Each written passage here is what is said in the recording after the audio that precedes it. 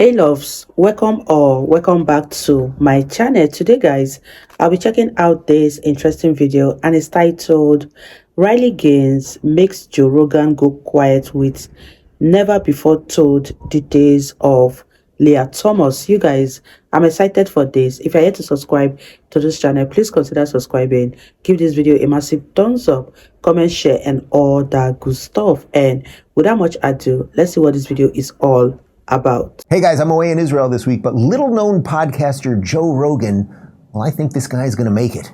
At this national championships, right? This national championships where we had Leah Thomas, who is a male, a man, self-identifying as a woman. We were told we fully had to treat this person as a woman, right? This same national championships, we had another athlete who was transitioning. But this athlete is a female who was then self-identifying as a man from Yale. Izzy now goes by the name of Isaac. And we were told we fully had to treat this person as a man. Wow. Optics purposes here, to give you perspective of what this looked like from our eyes. Okay, finals of the 100 freestyle. Top 8 women in the entire nation. Air quotes women. Air quotes women. Yeah, for those that don't have video, air quotes women. Top 8 women in the entire country. And you've got a 6'4" man in a women's swimsuit with a bulge next to a woman wearing only a Speedo with nothing covering her top. Your reaction was my reaction, because I'm sitting there watching this. I'm thinking to myself, it's me. I'm the crazy one. It must be. This is the freaking Twilight Zone. Really what had thrusted me over the edge into no longer being willing to lie, ultimately, is he and I raced in the 200 freestyle. This is the day after he swam the 500 freestyle and won a national title, beat out Olympians, beating out American record holders, right? Keep in mind, these aren't scrubs. They're the most impressive and accomplished female swimmers this world has ever seen. Wow. And again, he beat them all by body lengths. 1 second might not sound like a lot of time, but in the sport of swimming, again, measured down to the 100th of a second, 1 second is significant. He beat the entire nation of women by almost 2 full seconds. Even the time he went last year would have beat every girl in the country this past season by nearly 2 full seconds.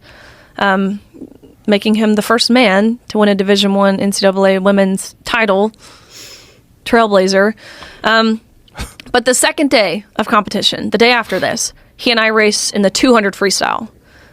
So, look, we get on the blocks, dive off, swim 8 laps of freestyle, touch the ball at the end. I look up at the scoreboard, and almost impossibly enough, Joe, we had gone the exact same time.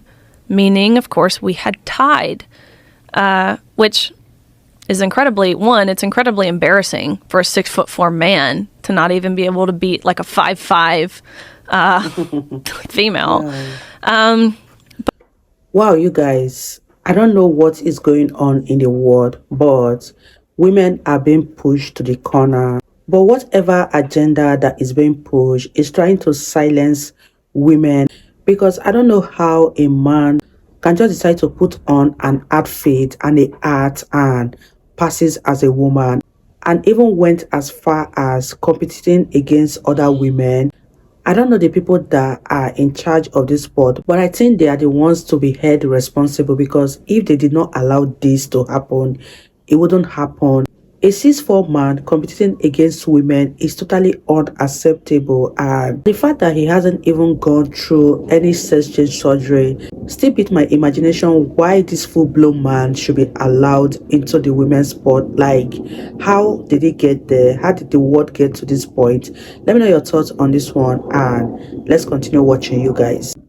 But again, going a minute and 40-ish seconds, and not even 1/100th separated us. You can't tell me that's not divine intervention. But tied, we get out of the water, we go, you can see here, we both went 143.40. Not one of us going 143.39 or 143.41 tying. Get out of the water, go behind the awards podium.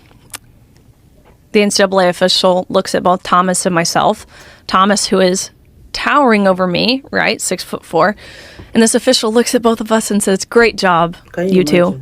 But you tied, and we only have one trophy, so we're gonna give the trophy to Leah. Sorry, Riley, you don't get one." My Jesus Christ. heart rate was still high, having just competed. My adrenaline was still pumping. And so the first thing that I thought ended up being the first thing that I said. And the first thought that I had was just what you had just said, right? Like, isn't this everything that Title IX was passed to prevent from happening? What do you mean you're going to give the trophy to Instead of the man in the women's 200 freestyle? I asked the question that no one dared ask all season. And I said, why? Which, of course, he didn't have an answer as to why. They didn't give him a script of what to say when someone asks you the dreaded question of why. And so his first excuse he came up with, he's stumbling on his words, and he's, well, we're actually just doing this in chronological order, he said. And so I said, okay, do you mean alphabetical? Because G comes before T. Otherwise, I literally have no idea what you're being chronological about. Right? We tied. So again, what's your rationale here? And finally, he realized that he didn't have a justification. He didn't have an answer for this. And so, and I actually appreciate his honesty. This is when his face changed. He looked sad. His voice changed. I could tell he didn't even believe what he was about to say. But this official looked at me and said, "Riley, I am so sorry, but we have been advised as an organization that when photos are being taken, it's crucial that the trophy is in Leah's hands. Again, you can pose with this one, but you have to give yours back. Leah takes the trophy home. You go home empty-handed, end of story. We can eventually mail you one." Oh my God. Is what they said. So it was like that moment when I felt guilty at that point. I felt guilty for participating in the farce. I felt guilty for even getting in the water at this point.